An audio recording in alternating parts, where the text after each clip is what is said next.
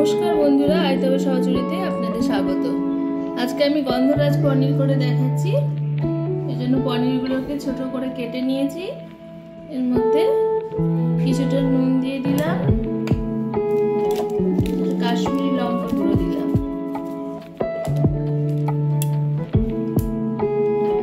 আর 1 চামচ মতো গন্ধরাজ লেবুর রস দিয়ে দিলাম।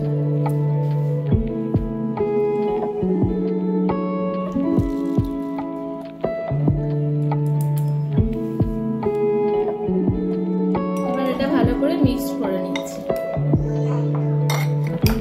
দুটো গন্ধরাজ লেবুর পাতা ছিঁড়ে এতে দিয়ে কিছুক্ষণ ম্যারিনেট করতে দিলাম। পনিরটা ম্যারিনেট করে রেখে মশলাটা তৈরি করছি। এর জন্য 8-10টা মতো কাজু বাদাম দিলাম। আমি 400 গ্রাম পনির করছি। একটা বড় টমেটো দিলাম, একটা পেঁয়াজ দিয়ে দিলাম,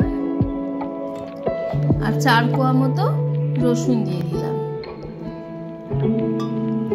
আর কিছুটা চাল মগজ দিলাম। এবার এটা একসাথে পেস্ট করে নেব। আর 4টে কাঁচা লঙ্কা দিয়ে দিলাম। এবার পেস্ট করে নেব। কড়াইয়ে কিছুটা সাদা তেল গরম করলাম। এবার পনিরগুলোকে আমি ভেজে নেব। পনিরগুলো হালকা করে ভেজে আমি তুলে নিচ্ছি।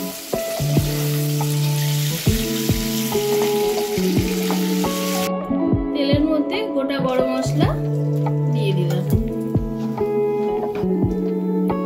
পেস্ট করে নেওয়া মশলাটা এবার দিয়ে দিলাম। এর মধ্যে কিছুটা নুন দিয়ে দিলাম, আর অল্প একটু কাশ্মীরি লঙ্কা গুঁড়ো দিয়ে দিলাম। মশলাটা ভালো করে কষিয়ে নিচ্ছি। এর মধ্যে বড় চামচে 2 চামচ টক দই দিয়ে দিলাম, কিছুটা স্বাদ অনুযায়ী চিনি দিলাম। এবার কষতে লাগবো।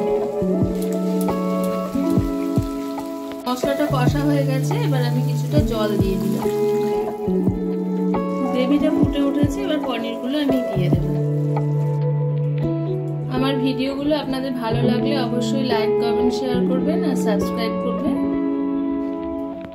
এবার এর মধ্যে কিছুটা গন্ধরাজ লেবুর রস দিয়ে দিচ্ছি।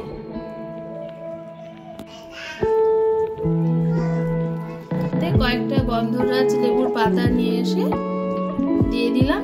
এবার কিছুক্ষণ এর জন্য এটা ঢেকে রাখবো, দিয়ে পাতাগুলো তুলে দেবো। তৈরি হয়ে গেল গন্ধরাজ পনির। আপনারা সবাই ভালো থাকবেন। নমস্কার।